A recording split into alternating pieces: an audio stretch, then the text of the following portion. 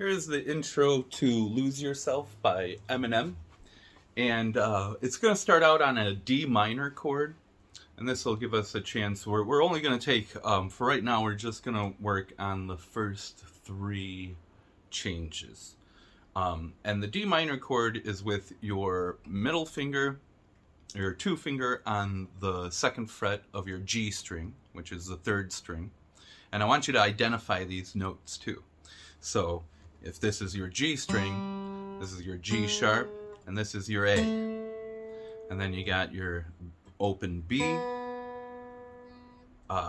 You want to put your third finger on the third fret of the B string, the second string, which is going to be, if you go through your chromatic alphabet, you got the open B, C, C sharp, and then D. So far, we got A on the G string and D on the B string. And then we have our one finger on the F. This is the open E string. First fret is going to be F. So, and what they do is they pick from the first string. So the first thing you want to practice is just kind of alternating your picking, whether you start with a down pick and then up and then down, or if you start with an up pick, then down and then up.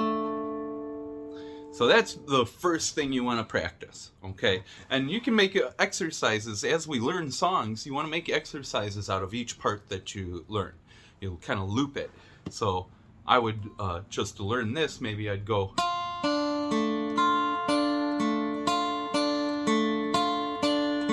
Kind of almost sounds like the Beethoven Moonlight Sonata.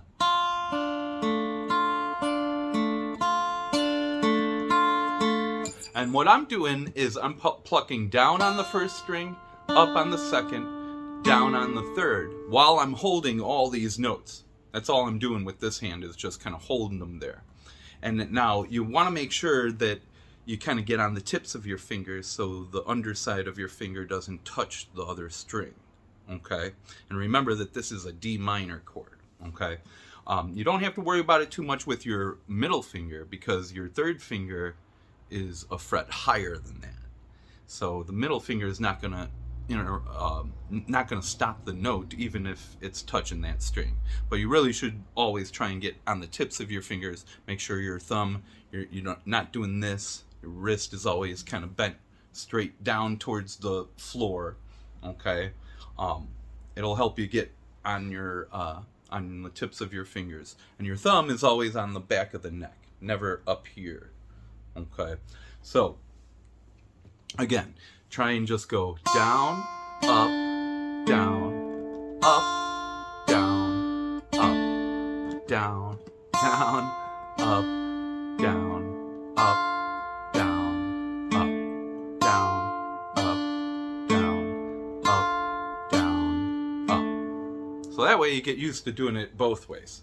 And then when you go on to the next one, the next chord is going to be your open E, and then your C with your one finger, first fret, second string, and then your A on the second fret, third string, the G string.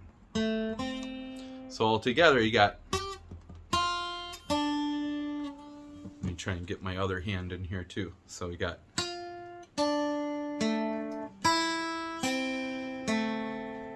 and then you're going to go back to your third finger on the D. The middle finger comes to the third fret,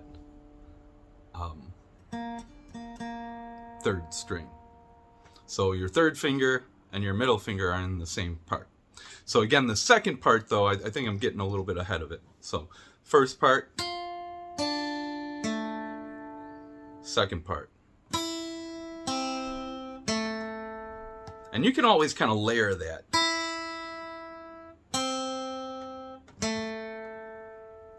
And then the third part. And remember, you always want to alternate your picking. So all together, all three parts together. Let me see if I can get both my hands in here. There you go. So it'll be...